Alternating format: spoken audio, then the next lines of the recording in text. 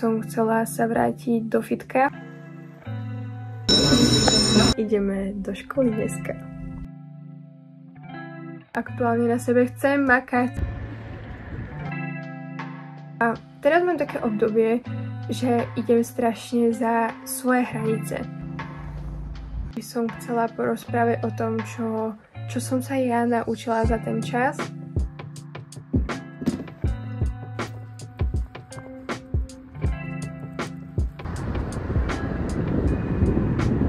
Ahojte! Ja som tak strašne rada, že ste tu znova so mnou a vítam vás takto u nového vlogu. A tento vlog bude podľa mňa trošku zaujímavý, pretože idem do novej školy oficiálne prvýkrát osobne na vyučovanie. Ja už som tam bola, ale teraz tam idem oficiálne na vyučovanie, takže sa teším. No a dneska začíname útorkom tento vlog, nie pondelkom, pretože pondelok nebol zaujímavý až tak moc ničím. A ideme točiť aj sobotu, tak som nechcela, aby to bolo dlhé a hlavne v pondelok som nemala čo také ukázať, čo ste už nevideli v tom prvom vlogu. Dneska tento začiatok sa mi nevydaril, pretože som zaspala. Mala som veľmi akože zlú sobotu, čo sa týka práce. Mala som ho fakt, že plnú a išla som spať strašne vyčerpaná a nakoniec si to odniesli aj terajšie moje dni, takže už si budem dávať pozor na to, čo robím a či sa neprepínam. Takže to potom dopadáva takto, že to neviem dospať ďalšie 3 dni, ale nevadí, dneska necvičíme, takže to nie je až také zle, nemám až taký sklz, zaspala som len pol hodinku. Už som si spravila svoju polku ranej rutiny, že som si prečítala knihu a denní vďačnosti a idem si robiť skincare, jesť a možno si k tomu pustím vlog a o 8 začíname znova školou a učením. Idem si vypracovať otázky potrebné na toto štúdium do pol roka, takže to bude dneska zaujímavé. Mám nové pyžamko, chcela som sa pochváliť. Takéto úžasné gate, je k tomu aj tričko, ale to som si dneska nedala. Mám pod tým môj srdiečkový topik a túto mikinku, lebo bola zima, extrémna zima v noci, takže som si dala mikinku.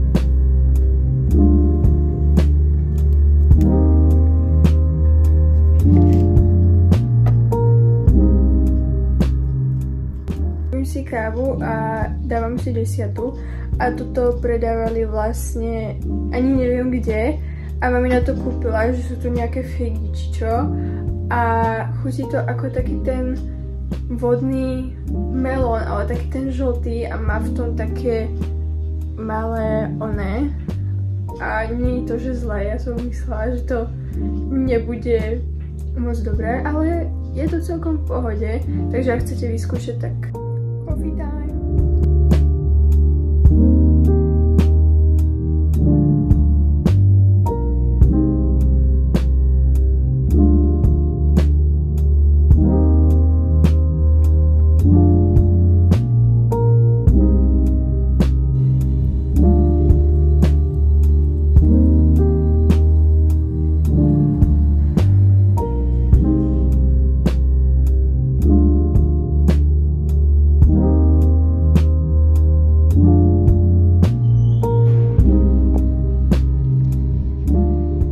Máme tu na útorkový večer.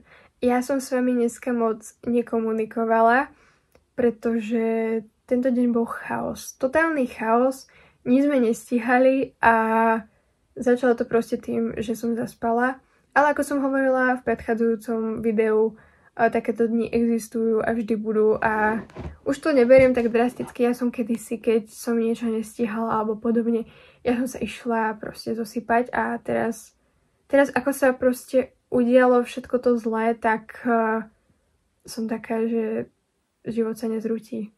keď niekam neprídem na čas, alebo proste niečo. Každopádne, už dlho si hovorím, že by som chcela sa vrátiť do fitka a včera som si povedala, že zajtra, teda dnes, pôjdem. Nech sa deje, čo sa deje a išla som. A idem vám o tom teda porozprávať. Ja som vám o tom chcela porozprávať pri tom, ako si budem robiť skincare, ale už som si ju urobila a to video nebolo úplne dobré, takže to nahrávam znova. A poviem vám najprv, že prečo som nebola vo fitku mesiac a pol. A to kvôli tomu, že som sa vo fitku povracala.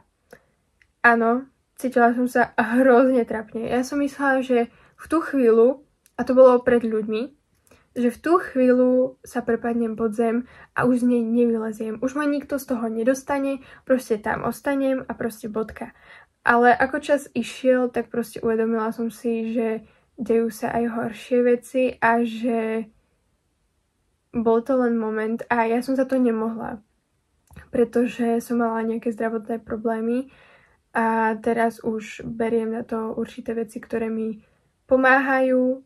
Není to nič so psychikou, boli to fyzické zdravotné problémy a dúfam, že už sa mi to nevráti a už sa to bude iba riešiť, pretože ja keď už sa niekde posuniem a keď ma zradza vlastné telo tým, že sa nemôžem ani pohnúť a aby mi nebolo zle, tak to není úplne dobré, pretože ja aktuálne na sebe chcem makať. A teraz mám také obdobie, že idem strašne za svoje hranice. Proste nejako som namotivovaná, že ich prekračujem. Napríklad bala som sa dosť autobusom chodiť sama. Ja viem, že niekomu to príde proste banálne, ale musím používať novú kartičku a nové veci. A potom, ako som bola mesiac zavretá v nemocnici, tak ja prvý týždeň, alebo aj dlhšie, ja som nevedela výjsť domu. Proste to sa nedalo potom, čo sa udialo. Nedokázala som výjsť von a byť v kontakte s niekým a niečo riešiť sama, takže všade išla so mnou mama. A za ten pol rok proste som na tom dosť zapracovala. Posledné body, ktoré ma tak desia, je práve autobus, pretože to je vlastne stiesnené ale zase na tom som popracovala a je ďalších milión vecí, ktoré ma desili a už proste som tú hranicu prekročila a preto som si povedala, že idem prekročiť aj túto, pretože ten strach bol naozaj veľký. Ale zobrala som sa, tak ako som povedala, išli sme do mesta. No a mamina ma vysadila trošku ďalej, takže som mala možnosť premýšľať nad tým, že čo ma čaká, ale snažila som sa proste na to nemyslieť a ja neviem, spievala som si pesničku alebo premýšľala som nad tým, čo budem cvičiť a tak. Nepremýšľala som nad tým negatívnym, ale proste snažila som sa nejako tú myseľ na niečo iné zamerať. A prišla som tam a prišla som do šatne a hovorím si, iba jedna osoba, to bude dobré. Akože v tej šatni bola. No a zrazu prišli ďalších 5. Takže som si povedala, aha, takže ak sa povraciam, tak to bude zaujímavé. No a mala som proste plán, aj záložný plán, že najprv skúsim ísť na páse 10 minút a potom zrýchlim tempo, buď rýchla chôdza alebo beh a vyskúšam si to takto, že či mi nepríde po takomto dlhšom čase nejako zle a neprišlo. A tak som sa rozhodla, že idem cvičiť. Som verila, že to bude OK a teda bolo. Normálne som cvičila na strojoch, samozrejme začala som úplne jemne zase od začiatku, ale verím, že na tom popracujem a dostanem sa tam, kde som bola a ešte ďalej, pretože to je dôležité a teším sa. Hrozne som na seba hrdá. Fakt ten pocit, keď prekročíte tú hranicu, ten strach a proste umlčíte tú hlavu a dokážete si, že na to proste máte, lebo vy na to máte. Ak máte nejaký sen alebo niečo chcete urobiť, tak proste niečo dobré urobiť pre seba, tak proste to urobte. Povedzte si, že urobím to vtedy a urobte to. Nech už sa hoci ako bojíte, ono to väčšinou dopadne dobre. A keď nie, tak vám to ukáže, že toto nie je ten správny smer a navedie vás to k tomu, čo správny smer je. A zase tu hovorím dosť motivačne. Ja vám chcem strašne veľa akože predať zo života, pretože mám pocit, že som zažila toho veľa. Nehovorím, že teraz najviac na svete a viem všetkú múdrosť sveta a neviem čo, ale proste tak trošku by som chcela porozprávať o tom, čo ja naučila za ten čas a čo mi všetky tie prekážky, aj ten pokus o samovraždu proste dali. A dali mi toho fakt veľa, pretože konečne makám na sebe tak, ako chcem a konečne sa starám o seba tak, ako chcem a po strašne dlhom čase, ja ani neviem, či niekedy to tak bolo, ale konečne mám rada samu seba a to je niečo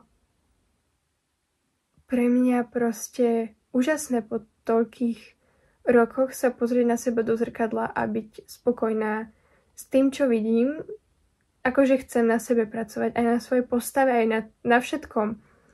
Ale proste mám sa rada aj práve teraz, ako vyzerám a už nie som na seba hnusná, ale poviem si napríklad normálne už sama od seba, že som pekná, alebo tu na zrkadlo som si objednala, že you look amazing a vždycky keď si robím skincare, tak sa na to pozerám a pripomínam si to a proste už viem, že zaslúžim si krásne veci a že ten život môže byť krásny a to proste chcem predať aj vám a nejako vám ukázať ten môj pohľad, preto asi budem veľa keciať a dúfam, že niekomu to pomôže, pretože možno niektoré veci som potrebovala v tých chvíľach počuť aj ja.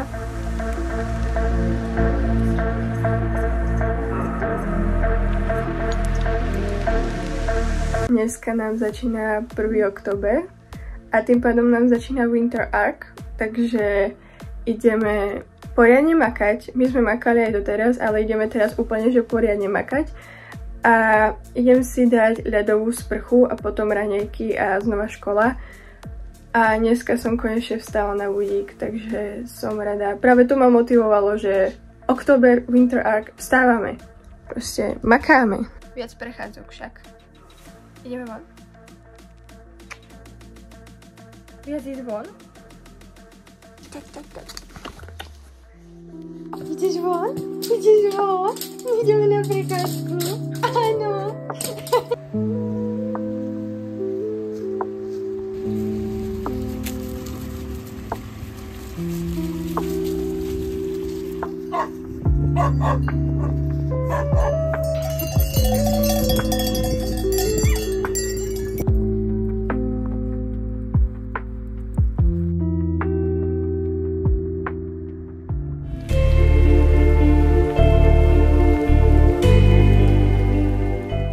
Krásne ránko. Dnešné ráno bol absolútny zabiják, pretože sa mi absolútne nechcelo vstávať z tej teplej, vyhriatej postielky, ale ako hovorím každé ráno, zvládli sme to a som na seba hrdá a ideme si teraz urobiť raňajky. Idem urobiť poprvýkrát jesennú ovsenú kašu s jablčkami a škoricou, takže sa na to veľmi teším.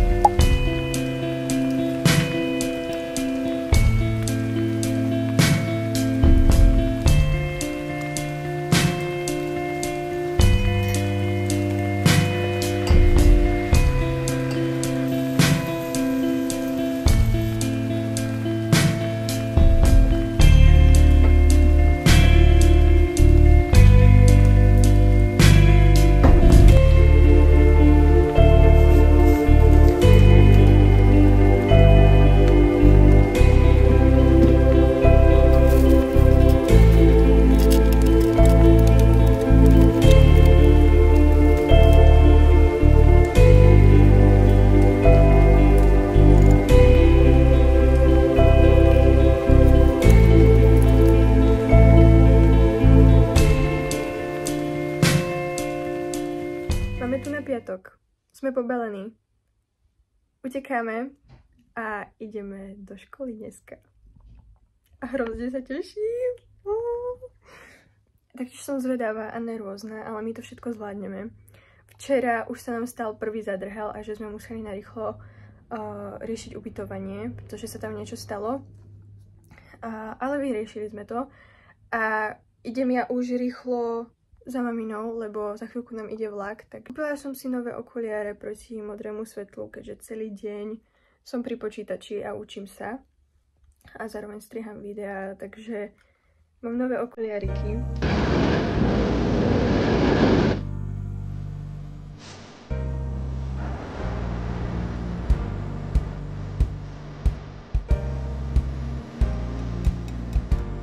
My už sme v Bratislave a boli sme sa najesť, teraz ideme rýchlo na nákup a utekáme na ubytko a ja utekám zase do školy, takže bude to trošku zaujímavé.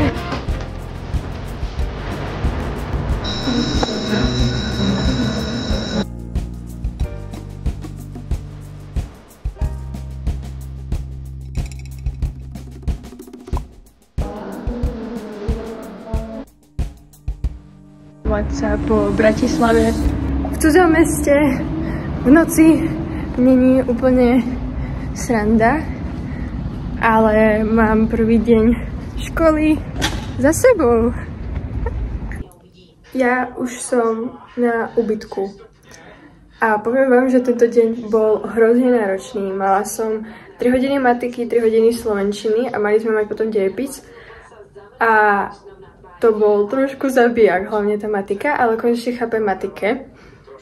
No a bolo to super, akože tí učitelia sú úplne úžasní, ústretoví a som sa tam s nikým nespoznala, ale proste tí učitelia úplne, že parádne, cítila som sa úžasne. Sice sme sa s maminou previezli a potom som stresovala, pretože aby som to vyučovanie stihla, nakoniec som to úplne na pohodku stihla. Ale už viem ako a čo, takže zajtrajšok bude lepšie a potom aj tie ďalšie stretnutia budú o mnoho lepšie. A idem vám teraz ukázať naše ubytovanie. Je to tu veľmi malinké a skromné, ale nám to bohato stačí na takúto noc a ja nepotrebujem, že akože luxus. Tu na ešte takto máme kúpeľňu, sprchový kút. Takže paráda. A ja si idem dať večeru, keďže som nejedla od obeda nič. A idem spinkať, pretože zajtra ráno skoro vstávame na ďalšie vyučovanie.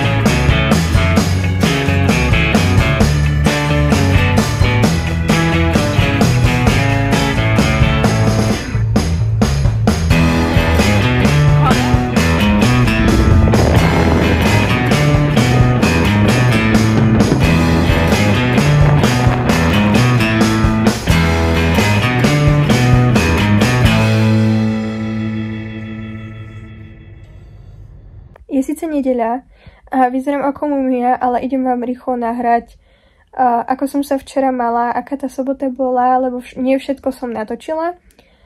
A proste včera už som nevládala a tak nejak mi vypadlo, že práve toto nemám a akurát keď striham to video, tak mám na sebe masku.